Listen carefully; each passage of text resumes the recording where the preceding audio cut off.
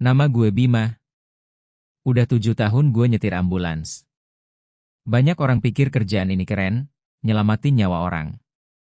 Tapi yang gak mereka tahu, di balik kaca spion ambulans, kadang ada sesuatu yang gak seharusnya ikut numpang. Malam itu, gue cuma mau jemput pasien di desa Karangjati. Tapi yang ikut pulang bareng gue, bukan cuma pasien. Jangan skip, karena cerita ini bakal bikin lo mikir 2 kali kalau ketemu ambulans tengah malam. Gue bakal ceritain semuanya, sampai lo tahu kenapa gue nggak pernah balik dari perjalanan itu. Nama gue Bima. Udah hampir 7 tahun gue kerja jadi sopir ambulans di sebuah rumah sakit kecil di pinggiran kota. Buat orang luar, kerjaan ini mungkin kelihatan keren. Bawa mobil dengan sirene meraung, nyelip sana-sini, kayak di film-film. Tapi kenyataannya, ya nggak seglamor itu. Kalau gue boleh jujur, kerjaan ini sering bikin bulu kuduk berdiri. Bukan cuma karena harus balapan sama waktu buat nyelamatin nyawa orang, tapi karena ada hal-hal yang gak bisa dijelasin logika. Gue masih ingat malam itu, malam yang sampai sekarang gak pernah bisa gue lupain. Waktu itu gue lagi duduk di ruang sopir, ngopi sacetan yang udah dingin, sambil nunggu panggilan. Teman-teman gue pada nyantai, sebagian main kartu, sebagian lagi rebahan sambil scroll HP. Gue sendiri udah ngantuk berat, soalnya dari siang udah narik 3 kali. Jam di dinding nunjukin pukul 1.12 dini hari waktu telepon di meja bunyi nyaring. Bim, siap-siap. Jemput pasien di desa Karangjati, kata perawat jaga sambil nutup telepon.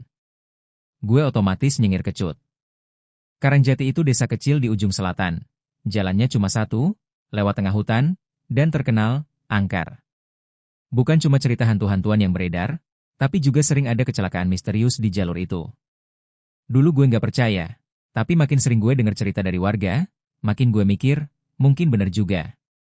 Gue ambil kunci ambulans, cek lampu, cek bensin. Lampu-lampu ruang belakang nyala semua, kasur pasien rapi, oksigen penuh. Standar lah. Tapi entah kenapa malam itu, begitu gue masuk ke kabin depan, bau anyir tipis nyelip di hidung gue. Bau darah. Padahal tadi sore ambulans ini udah dibersihin. Gue nyalain mesin, suara diesel meraung pelan. Perawat yang bakal ikut, namanya Rudi, naik sambil bawa tas oksigen dan peralatan. Gas, Bim. Katanya pasien kritis. Gue angguk, masukin gigi, dan mulai meluncur. Jalan menuju Karangjati sepi banget. Gak ada satupun kendaraan lain. Lampu-lampu jalan cuma ada sampai perbatasan kota. Sisanya gelap gulita, cuma nyala lampu depan yang nembus pekat. Pohon-pohon tinggi di pinggir jalan berderet rapat, daunnya bergerak pelan kena angin. Dari radio rumah sakit, suara perawat di ujung sana ngasih info. Pasien laki-laki, 40-an tahun, pendarahan hebat akibat kecelakaan motor. Oke, pikir gue. Artinya kita harus ngebut. Di tengah perjalanan, Rudi tiba-tiba nyeletuk, Bim, lo nyium bau darah nggak sih? Gue melirik, nyium. Dari tadi.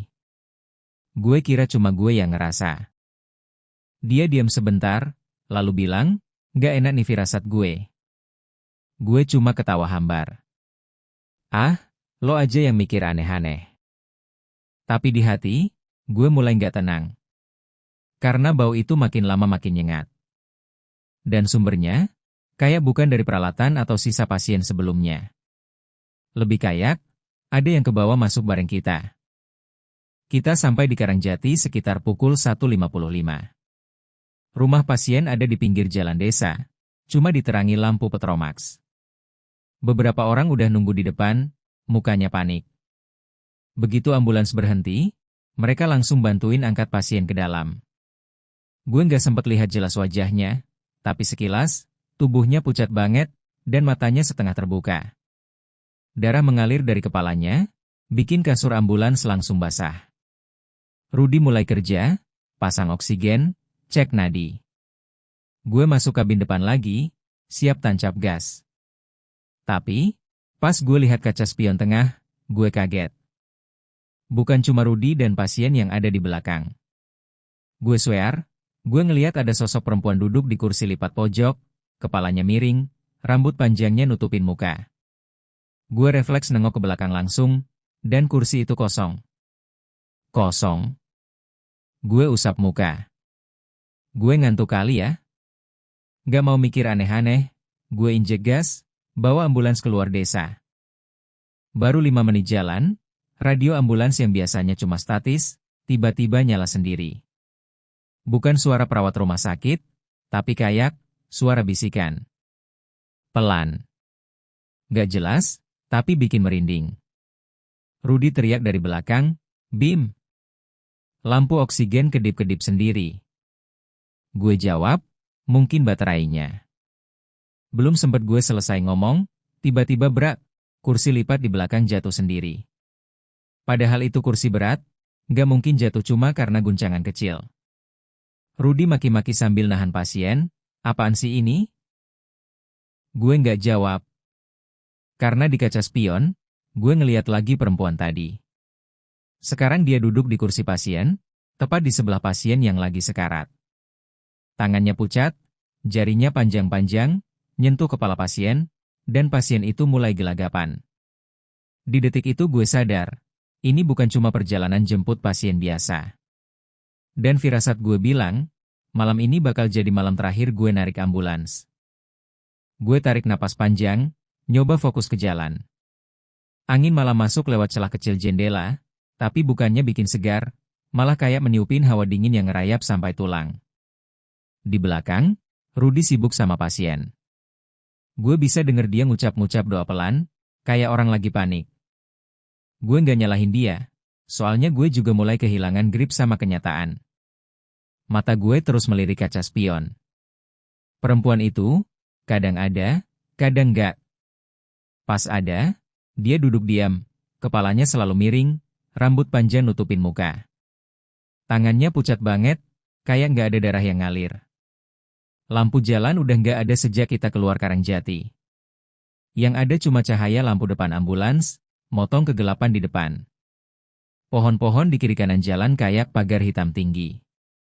Sesekali ada suara ranting patah dari arah hutan. Gue nggak tahu itu hewan, atau bukan. Tiba-tiba, pasien di belakang jerit, teriakan serak yang bikin bulu kuduk naik. Rudy teriak, "Bim!" Dia kejang-kejang.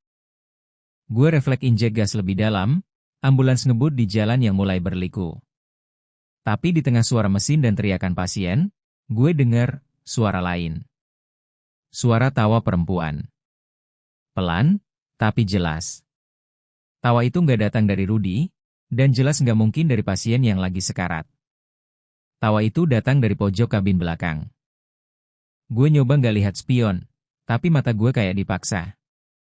Dan pas gue lihat, perempuan itu berdiri di pojok, nunduk. Rambutnya jatuh sampai nutupin seluruh wajah. Tangannya ngegantung di samping badan. Tapi yang bikin gue keringat dingin, kaki dia nggak nyentuh lantai. Dia ngambang. Rudy kayak nggak nyadar, sibuk nahan badan pasien biar nggak jatuh dari kasur. Tapi entah kenapa, pasien itu ngangkat tangan, kayak nyoba nyentuh sosok itu. Gue langsung teriak, "Ruth! Lepasin! Jangan biarin dia!" Belum sempat gue selesai, pasien itu tiba-tiba berhenti kejang. Napasnya ngos-ngosan. Dan perempuan itu ngilang. Begitu aja. Jalan makin menanjak. Gue tahu kita udah masuk jalur hutan. Gak ada rumah, gak ada sinyal HP.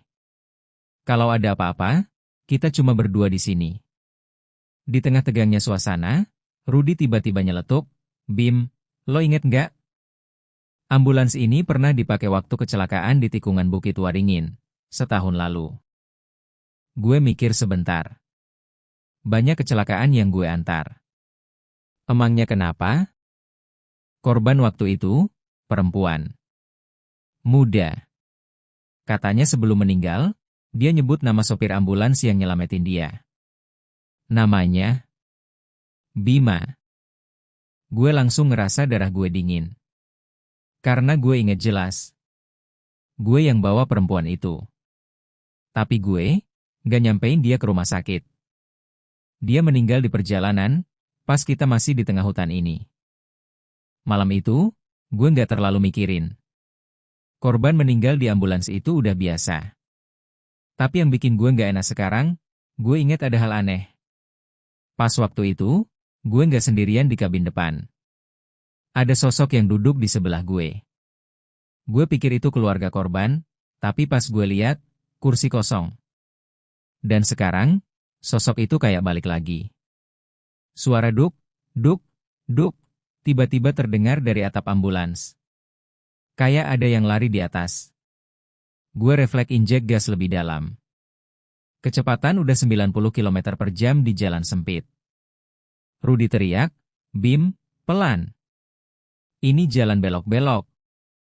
Tapi gue nggak peduli. Gue cuma mau keluar dari jalur ini secepat mungkin.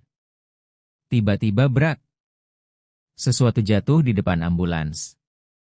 Gue injek rem sekuat tenaga, ban nyeret di aspal.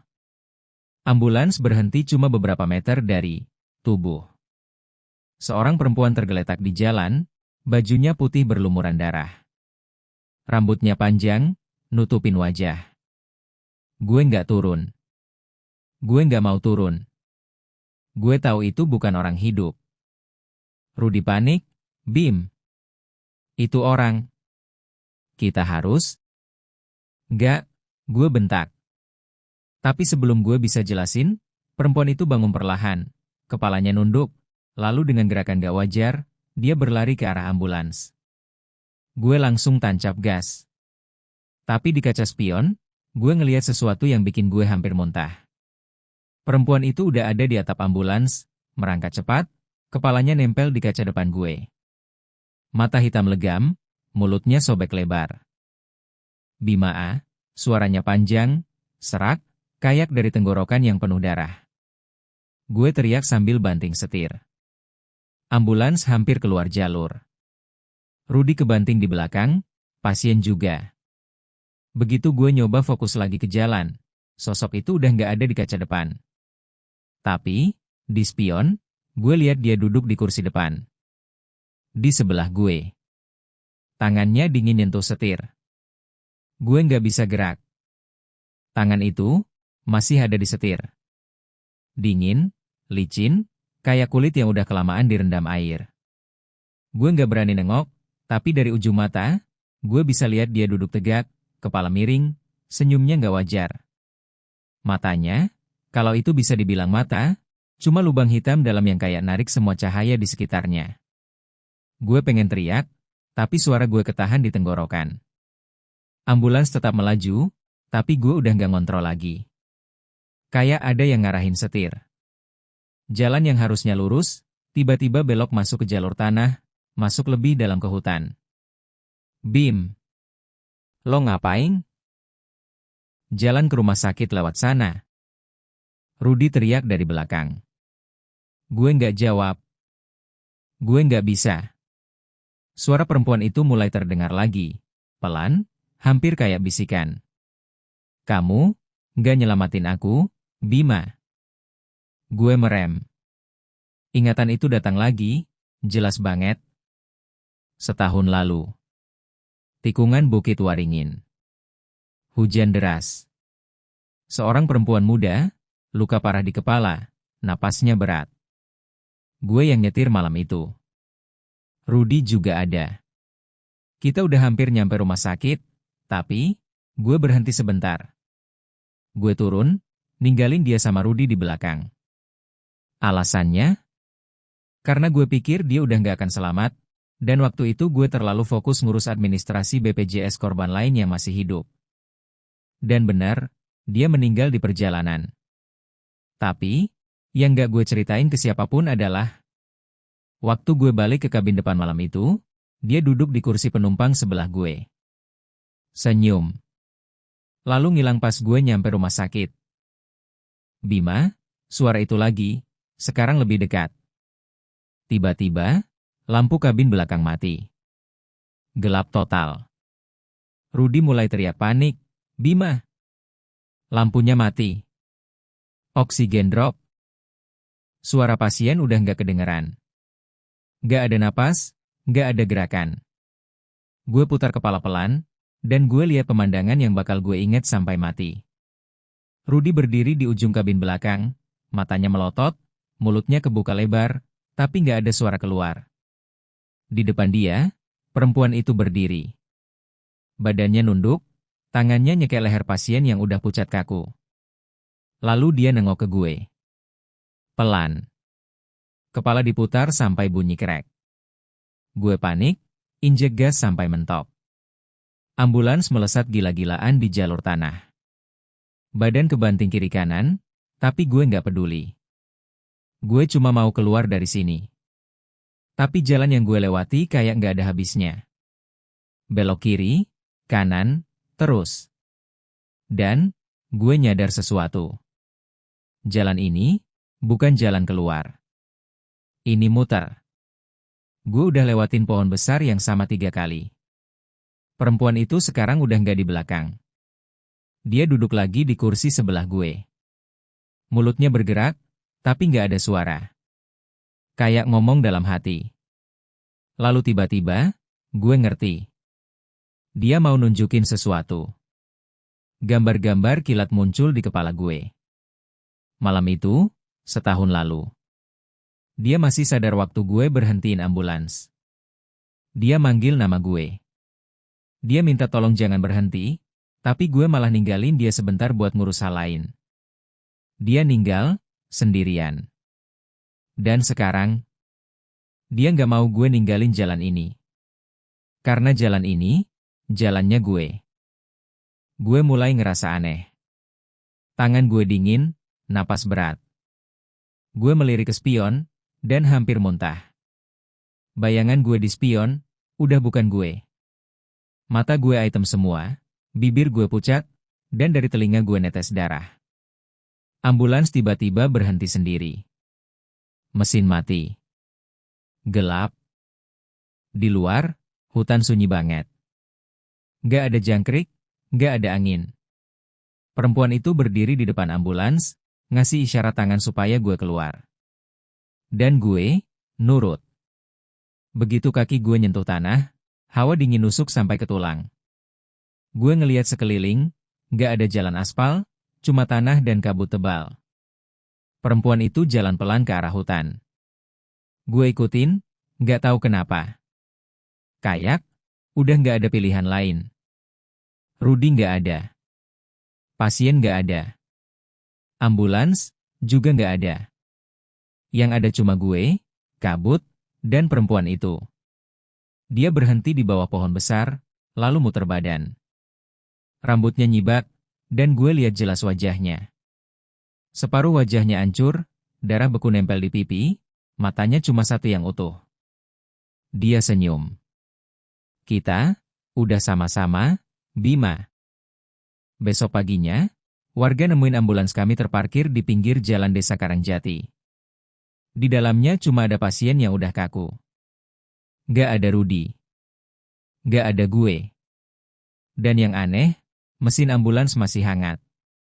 Sampai hari ini, katanya setiap ada sopir ambulans yang lewat jalur hutan itu tengah malam, mereka kadang ngeliat ada ambulans lain di belakang. Lampu depannya nyala redup, sirenenya pelan banget.